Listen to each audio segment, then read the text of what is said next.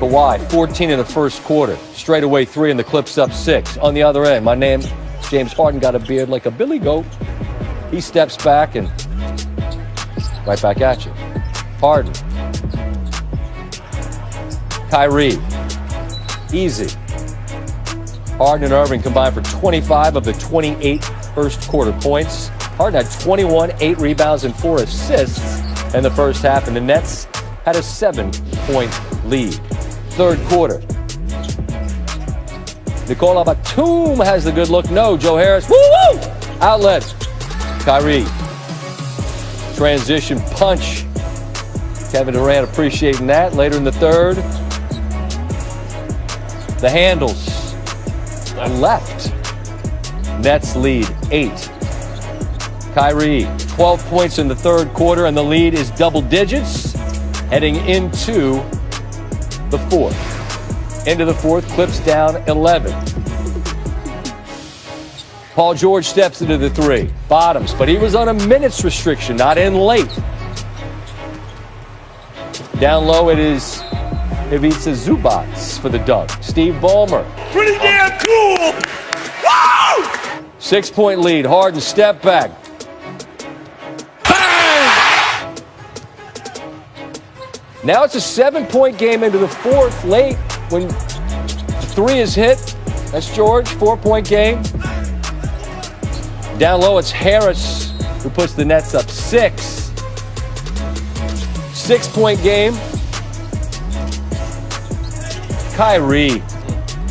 His layup package is extensive. The ability to finish is excellent. Corner 3 coming. Again, Ballmer. Again, where is it? It's too late. That was a Lou Williams 3.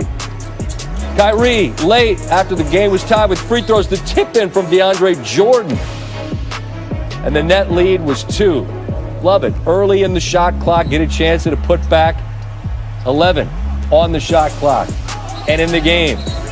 And it's Kawhi who's called for the offensive. Harden sells it. Sure does. That left arm is up. And they get the victory. Hard fought as it was. Harden afterwards on closing out the trip with a win over the Clips. And they didn't have Durant for the last few either. That was, of course, with Mike Green. 3 little things on this game. Harden led the Nets with 37, added 11 rebounds, a 35-point double-double for the 77th time in his career, second most among active players. LeBron James has exactly 1 more. For the Nets, it marks their 8th consecutive win against Western Conference opponents. Elias tells us that match is their longest single-season win streak against the West in the history of their franchise.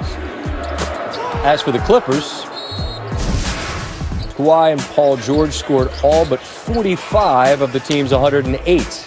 Didn't get a ton of help from the rest of the squad. Those 45 points are the fewest the rest of the team has scored all. Well, if you like offense, boy, do we have a game for you tonight on ESPN. It's the Nets, it's the Clippers, and Brooklyn leads the NBA in offensive efficiency and field goal percentage this season. As for the Clippers, they are making 42% of their three-pointers, which is best in the NBA. And now that we've been able to digest the Nets, we've been able to take a look at the big 3, Kyrie, KD, and James Harden.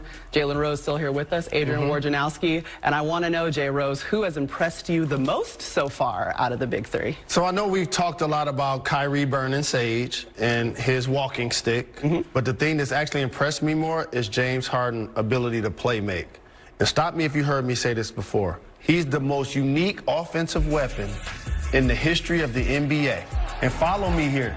He's the only player in the history of the league at some point of his career that will lead the league in three-pointers made, free throws made, total assists in the same in a season. And this will be his second time leading it in assists. Usually the guy that's making the threes ain't leading the league in assists. Yeah. Usually the guy that's getting to the free throw line ain't making the most threes. That's James Harden. And you wondered how he was going to adjust in playing in Brooklyn, and it seems as though he's made that adjustment to fit into the offense and make it work. Absolutely, he has to, because the other guys already have chips. Sure. And he was the guy that had to suppress his game and also had to break up with his former situation and make everybody in Houston mad at him in order to get there. Yeah, and Kevin Durant's still working his way back from that hamstring injury. He's missed 4 straight games after having been back 1 game, 1 practice, and having missed a whole other week with COVID issues. And I'm told that they're going to just start to ramp Durant back up in practice. They're not going to just put him back on the court in a game. So there's still going to be some time there. But this Brooklyn team, even without Durant, continues to roll on this Western Conference swing. And, you know, they've got a lot of latitude there to let KD get back to 100% and then bring him back and start to see something we really haven't seen this year. Durant, Harden, and Irving playing together over a consistent basis. Yeah, as we get closer and closer to the second half of the season, you want to be able to see that. But let's talk about the Clippers, because they have been rolling in the West. They've won 5 of their last 6 games. What would you say has been the turning point for them, or what's working well right now? I got you. The last year in the history of the Clippers was the first time they went into a year and people like me felt like they were legitimate championship contender. And they folded under those expectations. Kawhi's still great. He's still a top 2 or 3 player. Paul George is still all NBA performer, but they got humbled last year. And it's exactly what we were saying about Joel Embiid. He got humbled. And so now what are you going to do when that happens? If you notice, head down, they're just grinding, playing basketball, not laughing at Dame Lillard, not creating no sideshows, because when you get bounced, not by the Lakers, but by the Denver Nuggets, when you were up 3-1 and your 2 best players in the game on the sideline, you ain't got nothing to say to the playoffs. Yeah, it'll be interesting now to watch the Clippers develop this bench and their second unit. You know, as Paul George has come back from that toe injury, you know, his minutes are still getting ramped back up. You know, he's in that 25, 26-minute range. So you're not necessarily seeing him go play with that second unit of the Clippers where the ball's going to go through him more. And so you're seeing Lou Williams and Marcus Morris, who they re-signed in the offseason, 4 years, $64 million. He has started to play better, has been more productive. That's going to be really important for the Clippers as they look